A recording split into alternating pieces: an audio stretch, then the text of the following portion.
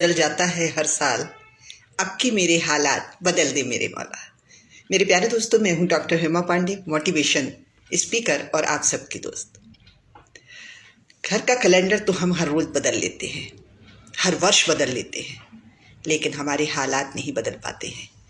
आज मैं उस हालात के बारे में बात करूंगी जो है संकल्प शक्ति। संकल्प शक्ति हमारी दुनिया की सबसे मानी हुई शक्ति है। कोई भी नया वर्ष होता है, कोई भी त्योहार होता है, हम नए संकल्प ले लेते हैं। लेकिन नया क्या होता है? क्या कुछ नया हम कर पाते हैं? हर वर्ष हम उसी हालात में रह जाते हैं। हमारी जिंदगी को जीने के लिए 4 चीजें बेहद जरूरी हैं और उसमें है, पहला है सेहत, दूसरा है आर्थिक, तीसरा है सामाजिक और चौथा जो सबसे ज्यादा महत्वपूर्ण है वो है आध्यात्मिक। क्या आपने गौर किया कि जो ये 4 पॉइंट हैं, इनमें से किसी में भी हम सुधार ला पाते हैं, किसी में भी प्रोग्रेस कर पाते हैं? घर की सिचुएशन में क्या हम बदलाव ला पाते हैं? तो फिर नया क्या होता है? कितने उत्साह और उमंग से हम इसका 31 तारीख की रात को इंतजार करते हैं 1 तारीख का। यदि आप सच में नया वर्ष मनाना चाहते हैं तो आज ही इस बात का संकल्प कीजिए। संकल्प आपका तभी कीजिए जब आप उसे पूरा कर सके। अगर आपने संकल्प किया और वो पूरा नहीं हुआ तो दोस्तों, तब तो आपकी संकल्प शक्ति खत्म हो जाएगी, आपका विल पावर कमजोर हो जाएगा और इसका रिएक्शन उल्टा ही होगा। अगर आप संकल्प ले रहे हैं किसी भी एक चीज का, तो उसे हर हाल में पूरा करना है। क्या आपने कोई संकल्प किया है? सेहत के मामले में, आर्थिक बजट के मामले में, सोशल रिश्तों के मामले में, आपने अपने वैल्यू को बढ़ाने के लिए क्या आपने कोई संकल्प लिया है? और अगर लिया है तो उसे आपने क्या समय सीमा निश्चित की है? क्या उसमें डेट पंच की है कि हम तब तक इसको पूरा कर लेंगे, या प्रतिदिन हम इतने दिन इस काम को करेंगे? दोस्तों, नया तो तभी होता है जब हम उसे पूरा करते हैं। बदलाव तभी आता है जब हम उसको निरंतर करते रहते हैं। ऐसे आप कोई भी संकल्प लेंगे वो किसी कीमत पर पूरा नहीं होगा और तब नयापन जैसा कुछ नहीं होगा। इसलिए आपको अपनी वैल्यू बढ़ाना होगी। एक फैक्ट्री में काम करने वाले लोग वहीं से 2 लाख उठाते हैं, वहीं से 20,000 उठाते हैं, वहीं से 10,000 उठाते हैं और एक व्यक्ति जो टेम्परेरी काम कर रहा है वो 2 से 4,000 रुपए भी लेता है। आखिर क्यों? क्योंकि उसने अपनी वैल्यू नहीं बढ़ाई है। सुबह होती है और शाम होती है, उम्र यूं ही तमाम होती है। दोस्तों, जब वक्त मिला है तो आज संकल्प कीजिए कि हम अपने घंटों का, मिनटों का और दिन का हिसाब रखेंगे। क्या हमारी चॉइस है, क्या हमारी पसंद है और हम किस में बदलाव करना चाहते हैं? एक डायरी लीजिए और उस डायरी में ये संकल्प कीजिए कि 1 घंटे हम अपने आप को देंगे और वो 1 घंटा सिर्फ आपके अपने इम्प्रूवमेंट के लिए होगा। घर का कोई भी काम नहीं, कोई बाहरी काम नहीं, सिर्फ आप अपने ज्ञान को अर्जित करें या आप अपनी फिजिकल कंडीशन को बैलेंस करें, ये आर्थिक बजट के लिए कुछ करें। क्या आप ये करते हैं? अगर आपने ये किया है, संकल्प लिया है और इसे पूरा करेंगे, तब सही मामले में नया वर्ष होगा। नहीं तो ये फिजूल है और इसे मनाने का कोई औचित्य नहीं है। तो आज जो डायरी आपने ली है उसमें पहला संकल्प तो यही ले लीजिए कि हम सुबह बिस्तर छोड़ देंगे सूर्य निकलने के पहले ही। चाहे कुछ भी हो जाए, चाहे हम पढ़ाई लिखाई करें ना करें, चाहे हम यूं ही टहलते रहें, हम अकेले बैठे रहें, लेकिन हम सुबह उठेंगे ही। अगर आप ये कर पाए तो निश्चित तौर पर आपका नया वर्ष होगा। अगली बार जब कैलेंडर बदला जाएगा तो आपकी जिंदगी में भी कुछ बदलाव आएंगे ही आएंगे। सुबह उठकर 1 घंटा अपने लिए देना है, क्योंकि 24 घंटे में सफल व्यक्ति के पास भी है और असफल व्यक्ति के पास। तो सवाल ये नहीं है कि आप कितने सफल हुए, सवाल ये है कि जितने सफल हो सकते थे उतने सफल हुए क्या, और उतने सफल क्यों नहीं हुए ये भी आप जानते हैं, क्योंकि आप कभी भी अकेले में समय नहीं बिताते हैं। आपको कोई ना कोई ऐसा व्यक्ति चाहिए जिसके साथ आप वार्ता करते रहें, और वो वार्ता फिजूल की होती है।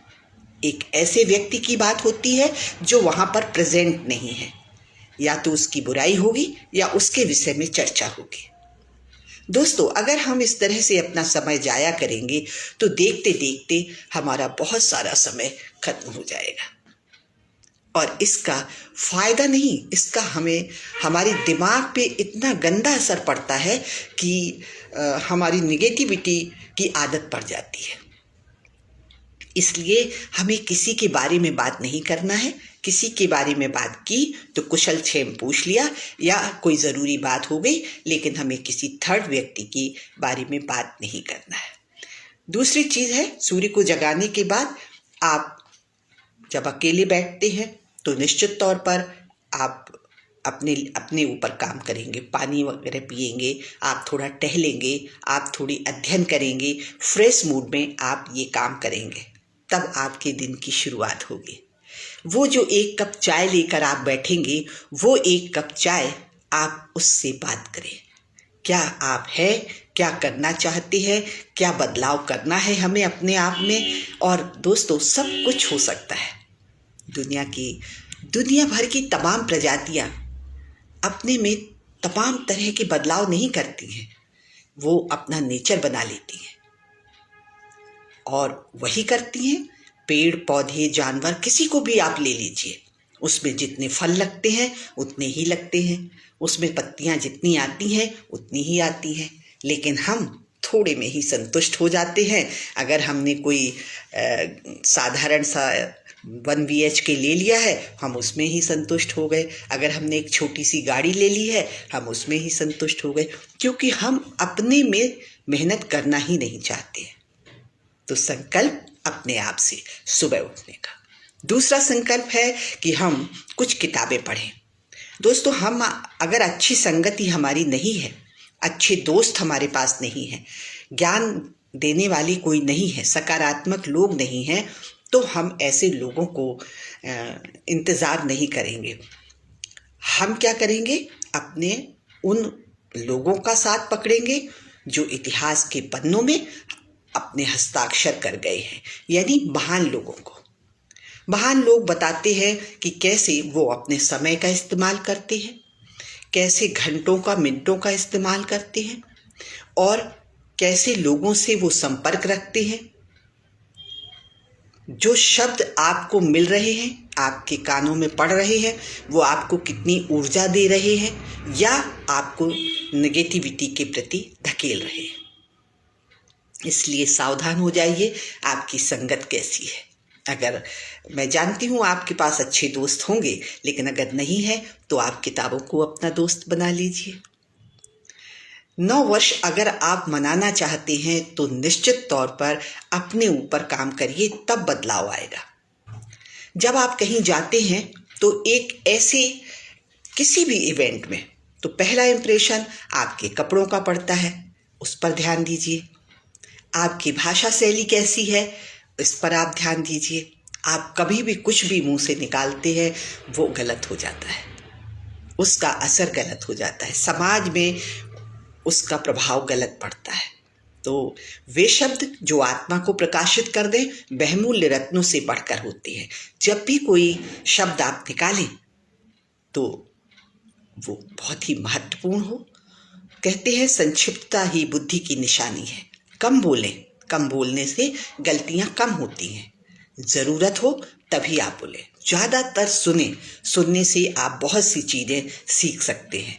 इसलिए मैंने देखा, जब मैं कभी कभी इवेंट में जाती हूँ तो मैं देखती हूँ कि कुछ भी बोला जा रहा है, कुछ भी किया जा रहा है, वो अर्थ के अनर्थ निकल आते हैं।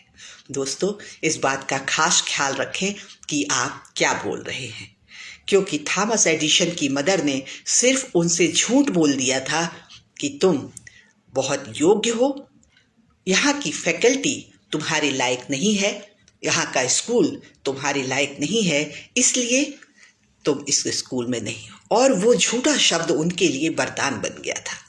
तो शब्दों का खासा प्रभाव पड़ता है, इसलिए आप ऐसे माहौल में रहें जहाँ उनके शब्द जो मिले वो आपको ऊर्जा दें। अगर कोई ऐसे लोग हैं आपके जीवन में जो आपको निगेटिविटी बोल से है, कुछ कमियां गिनाते हैं, कुछ आपकी नेग्लेक्ट करते हैं, तो प्लीज़ आप उनसे दूर हो जाएं, क्योंकि आपकी पर्सनैलिटी का, आपके दिमाग पर इन सब चीज़ों का बड़ा गलत असर पड़ता है। अच्छे माहौल में रहें, ये दूसरी चीज़ होती है।